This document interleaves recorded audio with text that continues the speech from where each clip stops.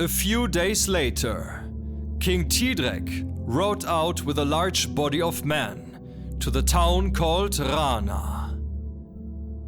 And when he arrived in the town, he summoned an assembly there, and at that assembly he made known important news, namely that Sifka had assembled a very large army and planned to ride into Hunaland and take it over. King Thidrek asked the people of the town whether they would rather have him as king or Sifka, and he said that he would not flee before Sifka. But all the burghers who were there answered that they would serve King Thidrek, and that they would rather fall with King Thidrek than to offer Sifka a penny. King Thidrek spoke and said that all his men and all of those who wished to offer him aid should arm themselves. He said that he would not spend a single night in the same place where he had spent the last one until he found Sifka.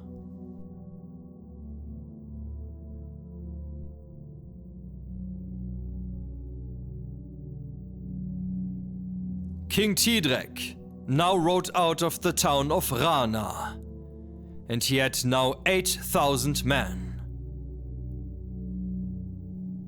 Sifka had arrived before the city called Gregenborg with 13,000 men.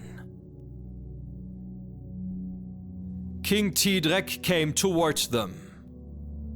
Hildibrand rode there with King Thidrek's standard, and immediately after him came King Thidrek himself and all of his men. And at this moment there came an army from Rome to aid Sifka with 7,000 knights, and this group came in behind King Thidrek's troop.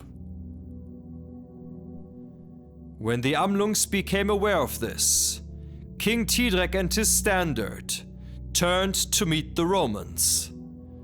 But Hildibrand and the Amlungs went against Sifka. Duke Alibrand rode boldly against Sifka all the way forward until he was under Sifka's standard. And his first blow struck the hand that was carrying the standard, and it cut off the hand and severed the standard pole. The standard fell to the earth. Sifka then rode fiercely against him, and each struck great blows at the other, and this single combat lasted a while, until Alibrand gained the upper hand, and Sifka fell dead from his horse. The king of the Romans had now fallen, and the Amlungs raised a great victory whoop, and the Romans gave themselves up quickly. When King Thidrek became aware that Sifka had fallen, and when Alibrand came to him, he told him that he had had great luck that day, and that things would stand better for the Amlungs if he had done that 9 years earlier. The Romans had little grief for their lord, and all of the army gave itself up into the power of King Thidrek.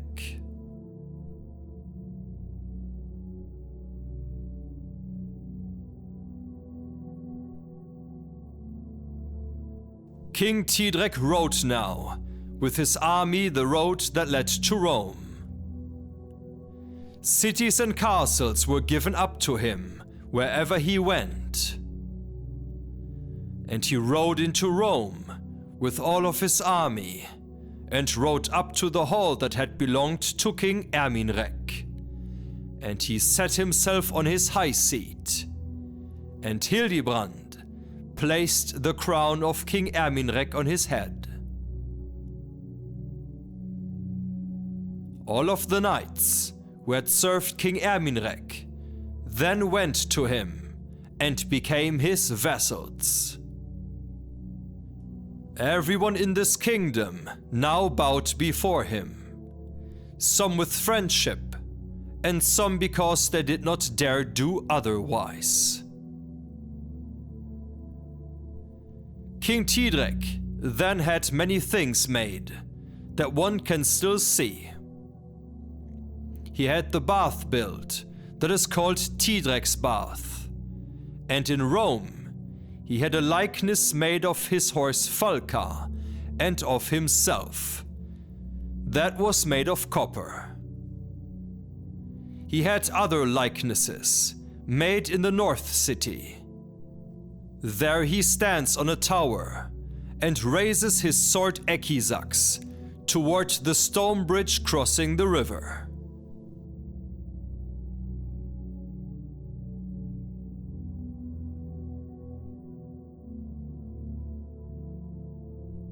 During the later years of Thidrek's reign, the heresy of Arianus was condemned by Christian men. And all those who had followed the heresy turned to the true faith. A little after this, Hildibrand became ill. This was a serious illness, and the king watched over him. Hildibrand spoke. "Sir, this disease has come over me in such a way that I feel it will be my death. I wish to ask that you let my son Alibrand enjoy our friendship, and I wish that he receive my weapons."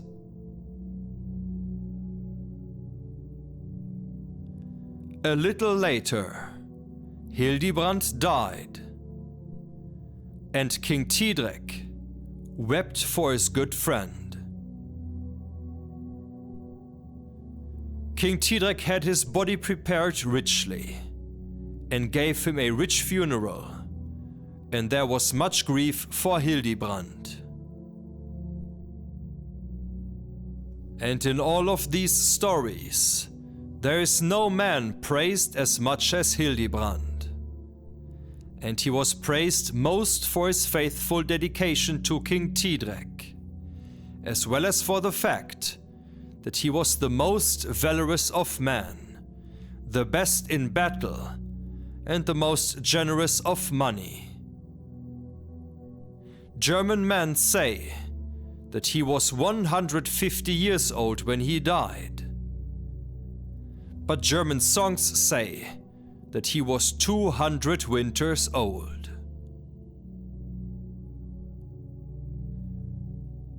Shortly after the death of Master Hildibrand, King Thidrek's wife, Lady Herad, fell ill, and she died from this illness. She was a good woman, courteous and popular, just as her kinswoman Queen Erka and Gudilinda, the wife of Markgraf Rodinger, had been. These three women were the best of all and the most generous of all that have been told about in this saga.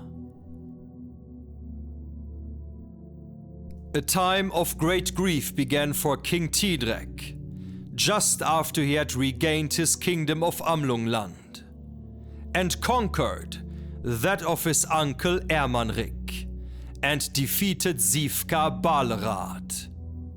But just as life must go on, there will be a new episode of the Thidrekssaga, back here in the Hall of Sagenheim. Until next time.